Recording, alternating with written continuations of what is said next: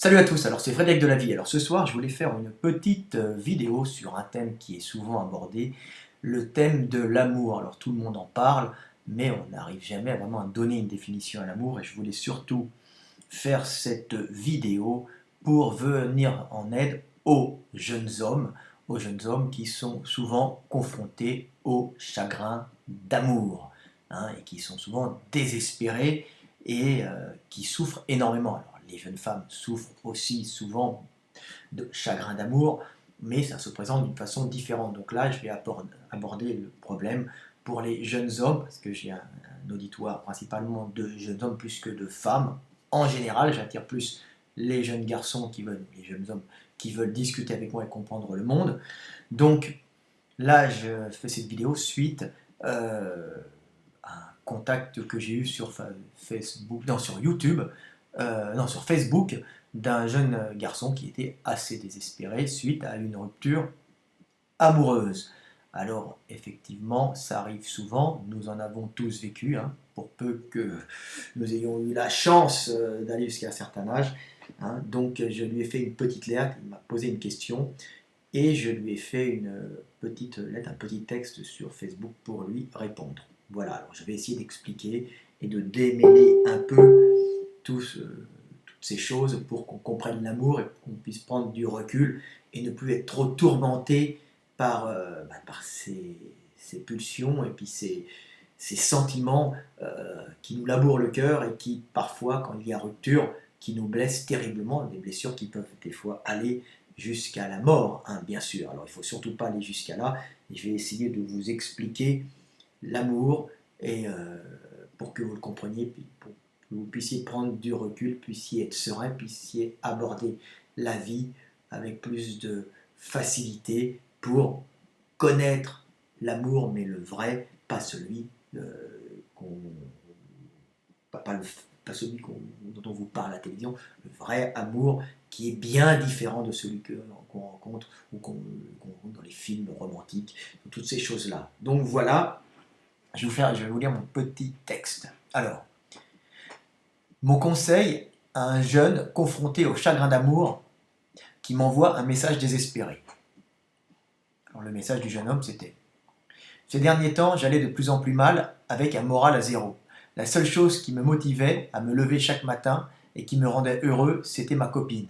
Et elle vient de me quitter. Il ne me reste plus rien. Alors ma réponse est plutôt droite et dure. C'est: comporte-toi en homme. Il ne faut rien attendre d'une femme, si ce n'est qu'elle porte et éduque tes enfants. On t'a fait croire à l'amour romantique. C'est un mensonge. L'amour existe, mais ce n'est pas ce que tu crois. C'est bien plus beau et plus grand. C'est le sacrifice pour la vie. Le reste n'est qu'illusion et mensonge de marchand. Courage mon frère.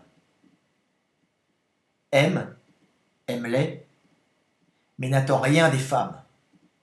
C'est ainsi qu'elles te donneront ce qui est le plus important au monde. Aimer dans le sacrifice pour continuer la vie. Donc, ce qu'il faut attendre d'une femme, c'est qu'elle s'associe à toi, qu'elle s'associe à vous, parce que tu es un jeune homme qui me regarde, pour faire des enfants et continuer le monde. L'amour n'est pas un acte égoïste, pour tout simplement avoir une relation à la femme et se sentir la posséder, la prendre, la posséder et avoir la sensation qu'elle t'appartienne, et être très triste quand elle te quitte comme si c'était un jouet qui était parti.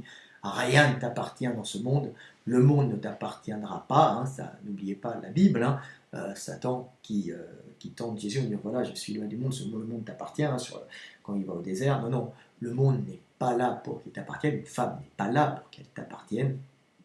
Une femme est un individu libre, une femme est faite uniquement pour s'associer à toi, pour continuer le monde. Et si elle te quitte, ce n'est pas grave, car l'essentiel, c'est ce que vous aurez construit ensemble, et il faudra toujours veiller sur elle et les enfants que tu as eus avec.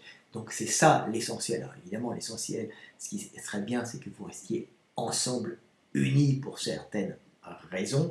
Mais maintenant, je vais un peu parler de la base de ce sentiment amoureux et de sa situation dans l'évolution humaine, car tous les animaux ne vivent pas ce sentiment d'amour. Il y a effectivement les animaux qui ont des sentiments d'attachement, ce qu'on appelle les animaux sociaux, parce que la survie de l'individu passe par un groupe uni. Hein.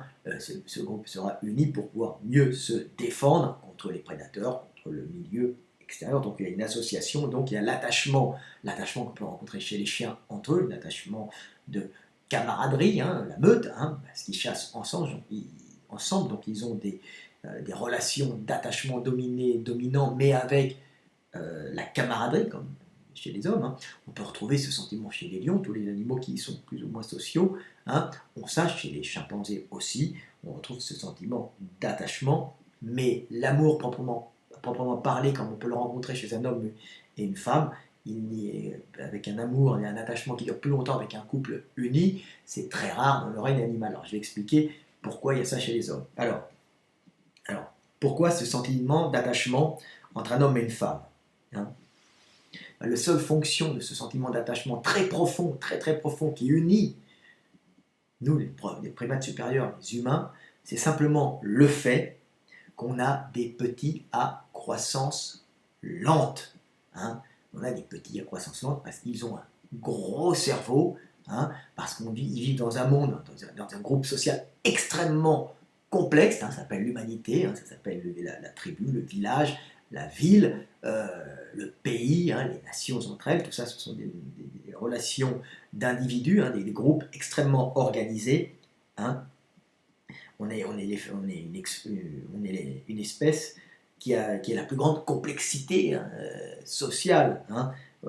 C'est ça qu'il faut savoir. Hein. Donc notre cerveau a grossi justement avec cette complexité sociale, hein, pour pouvoir gérer toutes les relations des individus entre eux qui nous permettent d'être en général les maîtres de ce monde, hein, pas de diriger, mais d'être l'espèce qui s'est répandue le plus sur la Terre, dans toutes les régions, toutes les latitudes, hein, tous les climats, tout ça parce que nous avons des groupes sociaux très complexes qui permettent de séparer les tâches, mais surtout nous avons un gros cerveau qui va avec, capable de mémoriser des tas de données, hein, pour pouvoir vivre ces relations extrêmement complexes qui nous permettent de régner, entre guillemets, hein, sur le monde, sur les autres animaux, sur tout le reste de la Terre, d'être l'espèce dominante, hein, dominante intellectuellement et dominante par notre répartition, mais c'est entre guillemets, car en fin de compte c'est une symbiose avec tous les êtres du monde, normalement ça devrait être ça.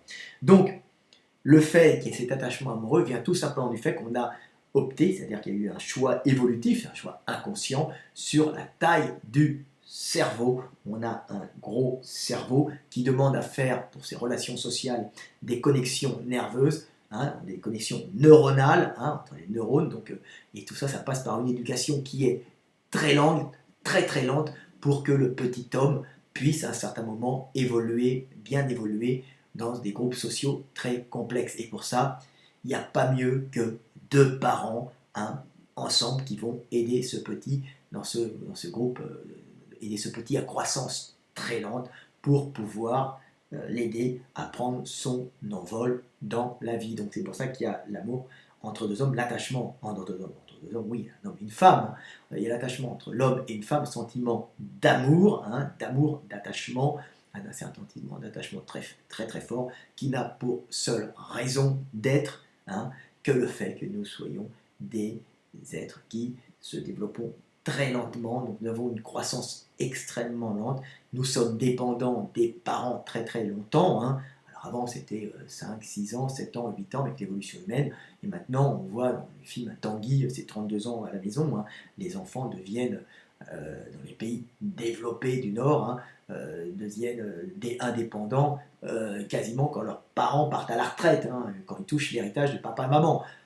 Il faut le remarquer, c'est un peu ça. Donc c'est pour ça qu'il y a cette espèce de sentiment amoureux, ce sentiment d'attachement entre un homme et une femme. Alors ça a commencé très tôt dans la savane, hein. Ça a commencé, ce sentiment d'attachement a commencé très tôt, a commencé avec la bipédie dans la savane, quand on est passé de la forêt à la savane. À la savane, en savane, nous sommes devenus bipèdes, sûrement un peu en forêt avant, mais en savane, nous sommes devenus bipèdes, ce qui a posé d'énormes problèmes aux femmes, hein, qui, avec leurs petits dans les bras, ne pouvaient plus vaquer à leurs occupations pour aller chercher la nourriture et nourrir leurs petits, car chez nos ancêtres de forêt. La forêt est un milieu très riche avec peu de prédateurs, on peut encore grimper aux arbres. Ce ne sont pas les mâles qui nourrissent les femelles. Ce sont les femelles, par exemple les chimpanzés, qui se nourrissent elles-mêmes et qui nourrissent leurs petits. Le mâle n'apporte pas à manger ou rarement aux femelles. Quand on est passé en savane, à ce moment-là, il y a eu un gros problème chez la femelle humaine, pré-humaine si vous voulez, mais à partir du moment, moi je les appelle ça des humains, l'humain est humain à partir du moment où il est bipède, où il a une notion de temps dans le langage. Donc chez la femelle qui était bipède avec son petit, elle a été dépendante de l'homme qui lui apportait à manger à ce moment-là. C'était l'échange sexe contre nourriture, parce qu'elle ne pouvait pas quitter l'arbre avec son petit dans les bras. On ne court pas vite avec un petit dans les bras. Donc on était des proies, les femmes étaient devenues des proies particulièrement fragiles, des proies pour les prédateurs, vu qu'elles ne pouvaient pas se déplacer avec le petit sur le dos comme les singes, elles étaient obligées de rester près des arbres. Et les hommes allaient chercher de la calorie à l'extérieur pour compléter le régime alimentaire de la femelle et du petit. Bien sûr, ça ne se passait pas d'une façon... il n'y avait pas ce sentiment d'attachement si fort, et ça a commencé par l'échange sexe contre nourriture, la femme offrant ce qu'elle pouvait. Donc le fait de donner des cadeaux à la femme, chez la femme c'est très important, le sentiment que l'homme puisse donner, apporter, rassurer, donner quelque chose, parce que tout simplement cette bipédie l'a profondément handicapée, mais elle a donné un grand avantage à l'homme en lui permettant de libérer ses bras, d'acquérir un langage complexe par des gestes. Je monte en direction, j'indique la flèche du temps, je vais, je viens, je mets un mot sur un geste derrière, je mets le passé, je vais, je viens le passé, je vais le futur, et on peut à ce moment-là avoir des notions de temps, on enlève les gestes, et on peut avoir des notions de temps dans le langage. Donc c'est énorme, plus les outils, plus se lancer, ça nous a permis d'avoir cette libération des mains, quelque chose de fantastique, de pouvoir conquérir le monde, tout le monde entier. Mais chez la femme, ça l'a confinée près des arbres, alors, parce qu'elle ne pouvait plus nourrir les petits, parce que c'est une position pas super quand il y a des prédateurs, mais on a eu souvent longtemps des prédateurs, et c'était l'homme qui partait en groupe avec des bâtons, pouvoir lancer au début très mal, mais quand même il lançait, pour aller chercher de la nourriture, et la ramenant à la femme pour faire échange sexe contre nourriture. Donc la femme, elle, est attachée au petit, énormément, tout le temps, elle se sacrifiait, elle n'abandonne pas. Une femme poursuivie par un prédateur n'abandonnait pas son petit, elle mourait avec, donc il préférait rester près des arbres et monter dans les arbres quand le prédateur était là. Donc on reste près de la caverne ou près de l'arbre, et les hommes vont chercher la nourriture. Et l'homme, à partir de ce moment, les groupes, les femmes et les petits qui ont survécu, c'était tout simplement les femmes qui échangeaient sexe contre nourriture, mais les femmes qui choisissaient des hommes qui avaient un attachement. Pourquoi? Un attachement affectif, qui n'était pas forcément un attachement uniquement sexuel, qui continuait à donner quand il n'y avait pas quand le petit grandissait, quand il n'y avait pas forcément de relations sexuelles non plus, continuait à donner de la nourriture. Il a commencé à naître un attachement affectif plus prononcé, qui a permis à ces groupes qui se complexifiaient socialement avec les relations, donc ça venait avec le cerveau aussi, notre plus gros outil pour affronter le monde.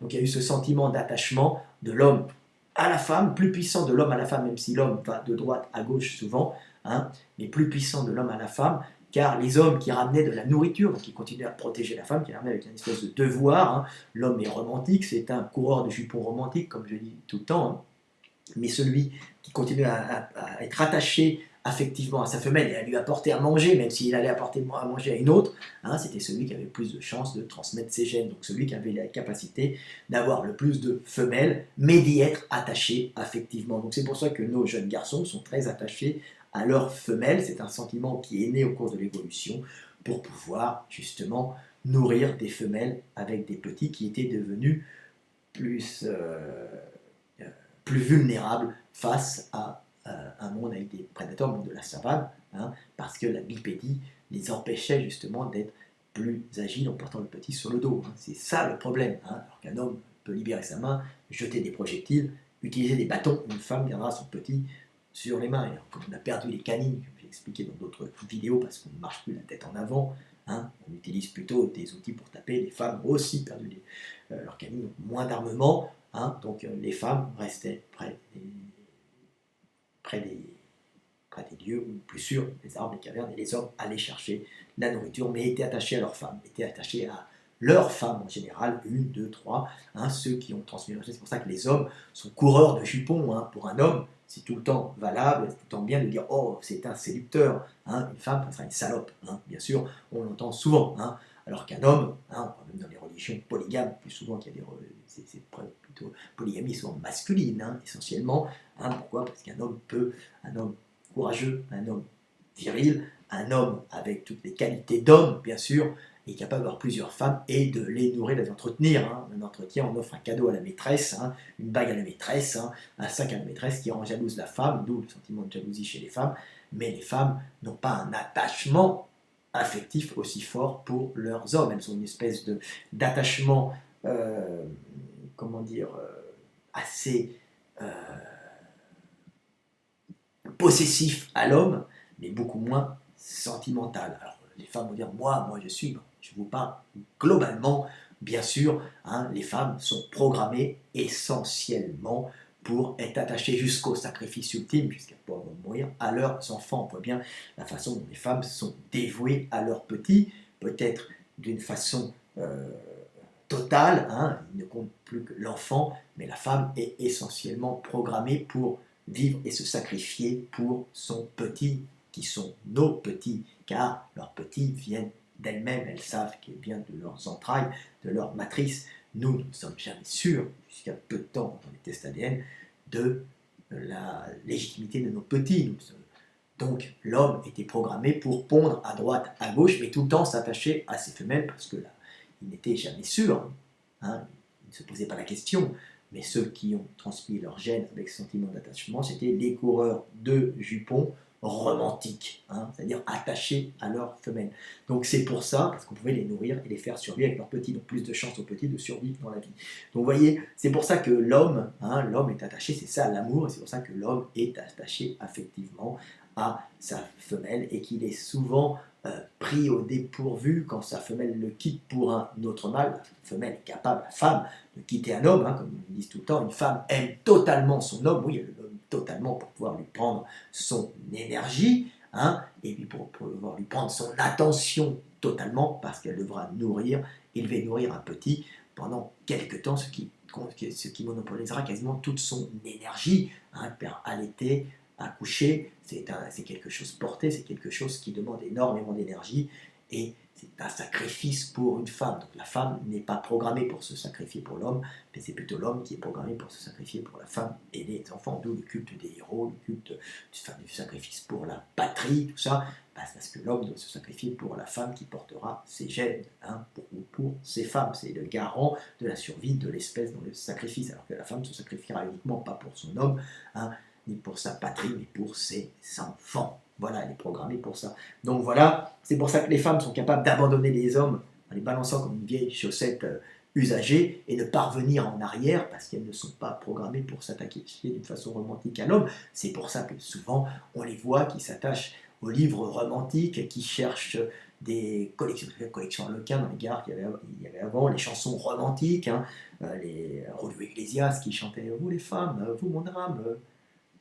Pauvre diable, que nous sommes, nous les hommes. Vous voyez, elles écoutent ça, elles sont en recherche et en quête du romantisme, tout simplement parce qu'elles ne le sont pas. Elles sont attirées par ce qu'elles ne sont pas. Elles sont dans le sacrifice pour leurs enfants. La seule chose qu'elles connaissent réellement, c'est l'amour pour leurs petits, l'amour jusqu'au bout, l'amour jusqu'au sacrifice, jusqu'à la mort. Elles n'ont pas peur de la mort pour défendre leurs enfants.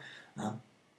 C'est quelque chose qui est ancré en elles, le sacrifice. De toute façon, accoucher est un sacrifice, car pendant de nombreuses années, vu le développement du cerveau, hein, la priorité au cerveau dans le développement du petit, on avait une très grosse tête, et le risque pour la maman de mourir en couche parce que notre gros cerveau était un avantage dans la vie, parce qu'il pouvait stocker beaucoup de mémoire, donc, nous permettre d'avoir des relations très complexes, était un inconvénient pour de nombreuses femmes qui sont mortes en couche, hein, de nombreuses femmes. Donc c'était toujours un jeu de roulette dans l'évolution, hein, ou être super intelligent, avec la capacité de mémoriser beaucoup de données complexes, hein, mais dans ce cas-là, il y avait possibilité pour la maman de mourir. Donc des femmes plutôt à bassin large après, hein, il y a eu des sélections, mais on était tout le temps dans une espèce de conflit d'intérêts. Hein. Vous voyez, le monde est complexe. Donc voilà ce que je veux dire. Donc elles sont programmées pour la souffrance et pour le sacrifice. La femme n'a pas peur de la souffrance comme l'homme. D'ailleurs, regardez dans les hôpitaux, les hommes peuvent être des techniciens chirurgiens, mais la confrontation à la souffrance, c'est quelque chose qui les terrifie. Ils peuvent aller à la guerre, donc ils vont tuer, ils vont se battre, mais confrontés à un ami blessé ou confrontés à la souffrance, ils sont souvent désappointés, désemparés. Hein. L'homme n'a pas le courage de la femme face au moribond, face au vieillard en phase terminale, face à la personne en train de mourir à l'hôpital. La femme, par rapport à la souffrance, par sa génétique, par sa spécialisation, pour être capable d'endurer des souffrances de l'accouchement, hein, a une attirance pour la souffrance, hein, et une capacité à la gérer que l'homme n'a pas. L'homme va à la chasse et lui doit éviter la souffrance au maximum.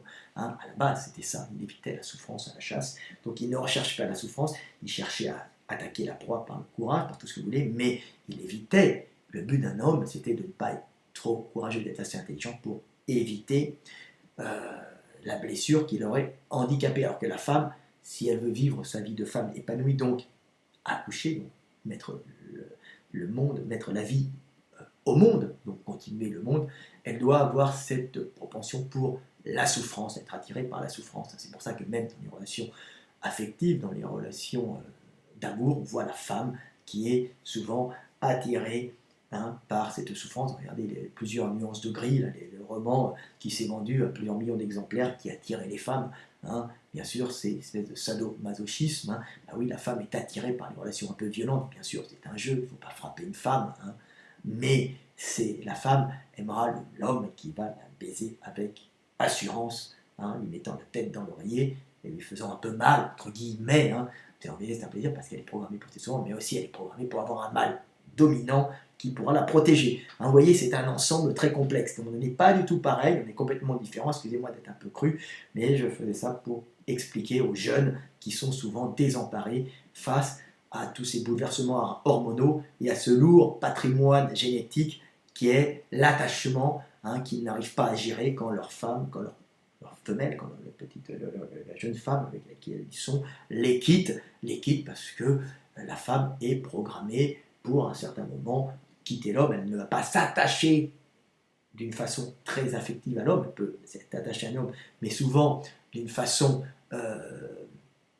égoïste, hein, c'est moi j'ai cet homme alors que les autres ne l'ont pas. Hein. On voit comme le séducteur attire les femmes, quand elle a une femme, les autres le veulent parce qu'elle est moi il va me regarder parce que je vaux plus, parce qu'un homme qui attire les femmes est un bon reproducteur, est censé faire des petits, hein, qui iront voir plusieurs femmes, donc qui ont plus de chances, hein, de transmettre la vie. Hein. C'est pour ça que la femme est tout le temps tiraillée au fond de son cœur, au fond de son âme, entre deux types d'hommes. Hein.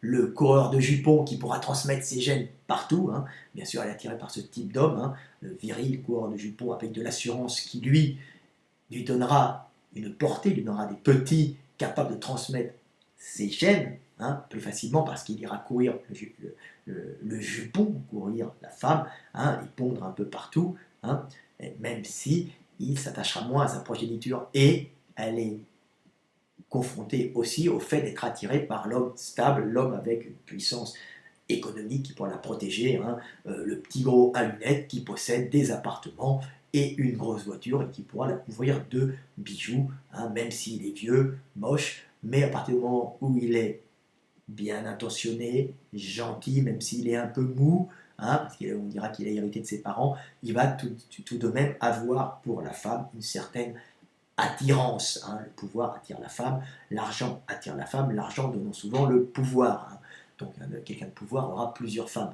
Mais même quelqu'un qui n'a pas de pouvoir mais qui a la sécurité attirera aussi la femme.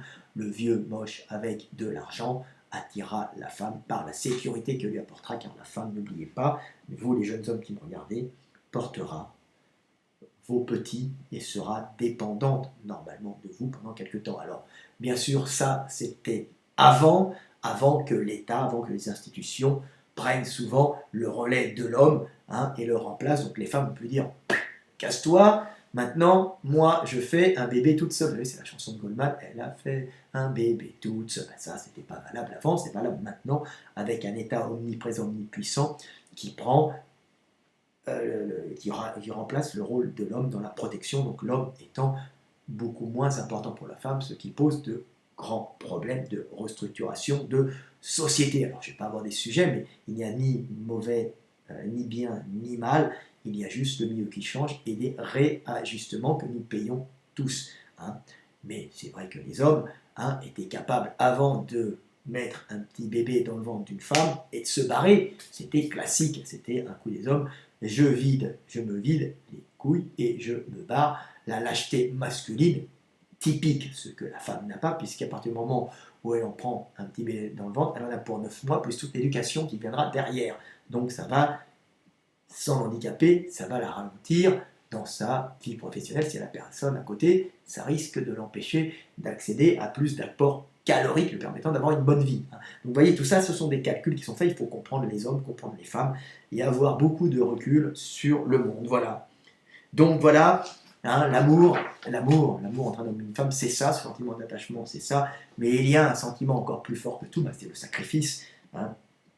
Ouais, vous voyez, c'est le sacrifice, c'est donner, est toujours plus fort que recevoir. Nous sommes programmés, nous les hommes, pour nous sacrifier pour le monde et les femmes sont faites pour se sacrifier pour leurs enfants. Donc nous sommes faits pour le sacrifice, nous les hommes.